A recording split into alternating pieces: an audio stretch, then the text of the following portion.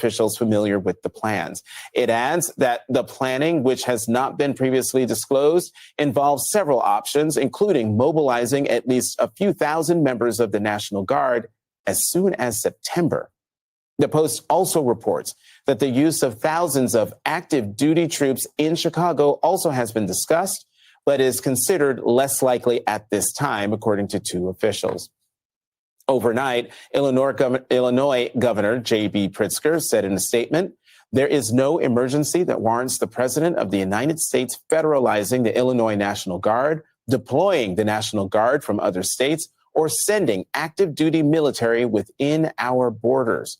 Donald Trump is attempting to manufacture a crisis, politicize Americans who serve in uniform, and continue abusing his power to distract from the pain he is causing working families.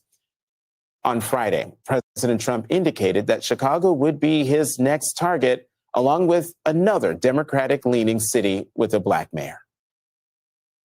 The people in Chicago, Mr. Vice President, are screaming for us to come. They're wearing red hats, just like this one, but they're wearing red hats. African-American ladies, beautiful ladies, are saying, "Please, President Trump, come to Chicago." And so I think Chicago will be our next, and then we'll help with New York. And joining us now is the mayor of Chicago, Brandon Johnson. Mayor Johnson, thank you for coming back to the weekend. Before I get your reaction to the Washington Post reporting and what we just heard in that clip from President Trump, I'm going to play something else President Trump said on Friday with regard to your city.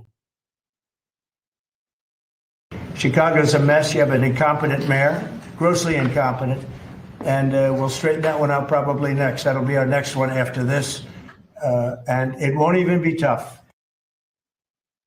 Mayor Johnson? Yes. Your reaction to what you just heard. Yeah. Well, listen, the President of the United States of America has repeated this, petulant presentation since he has assumed office.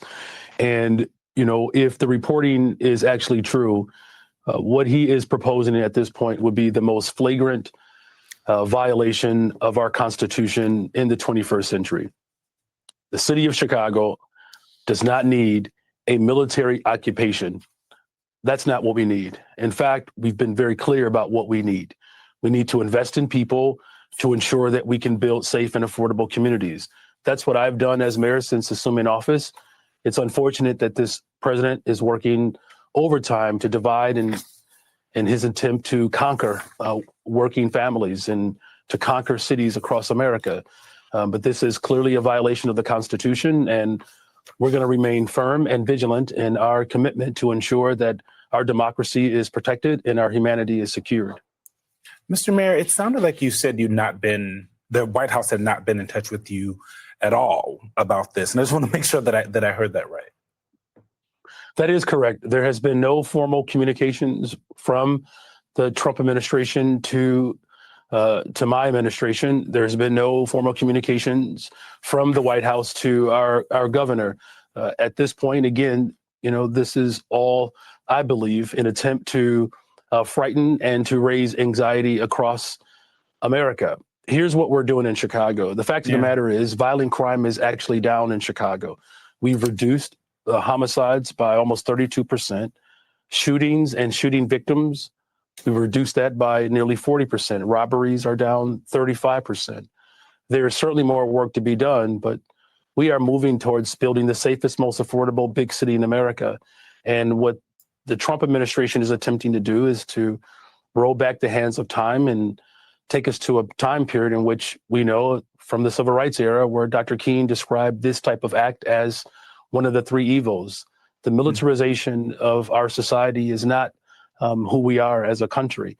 And I'm going to remain firm and vigilant to make sure that we're actually doing the work that works. And what we have seen in Chicago, when we invest in people, we drive violence down, whether it's investing in youth employment, investing in affordable homes, and quite frankly, investing in our Detectives Bureau, where we have revamped our entire detectives division to be able to solve violent crime. and we have a clearance rate of almost 77, 76%. And so we're solving crime, we're reducing crime, we're investing in people, and that's what's working for the people of Chicago.